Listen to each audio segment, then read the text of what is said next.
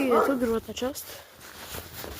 Сега не знам, защо така се вижда, но да. Тук има кучета и всичко. И си ги барбя. Да, както казах по-рано, като бях с крипера, купих дрон с 2.4К камери предна и задна. Мисля, че бяха 360. И да,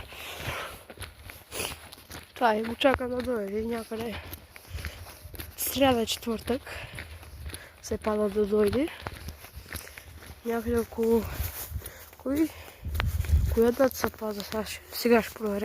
Някъде около 20-21 сряда или четвъртък.